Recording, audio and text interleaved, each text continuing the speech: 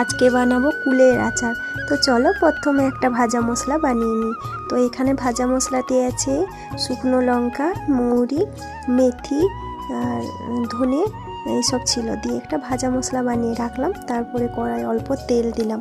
তেল দিয়ে যে কটা কুল ছিল, কুল কয়েকটা, বেশি ছিল না, কুল ছিল কম, তো কুল দিয়ে তারপরে অল্প নুন দিলাম। তারপরে একটু নাড়াচাড়া করে একটু চিনি দিয়ে দিলাম।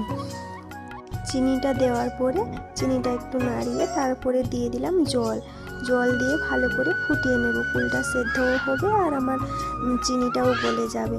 তো তারপরে আমি ভাজা মশলাটা ভালো করে থেতো করে নিলাম। কুলটা এদিকে দেখো পুরো সেদ্ধও হয়ে গেছে, জলটাও কমে এসছে। তো তারপরে দিয়ে দিলাম ওই ভাজা মশলাটা।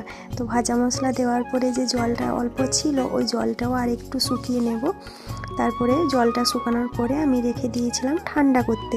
তো ঠান্ডা হয়ে গেছে, দেখো এই যে একটা কাঁচের বয়ামে রেখে দিলাম। কেমন লাগলো আজকে আমার কুলের আচার জানিও প্লিজ কমেন্ট করে।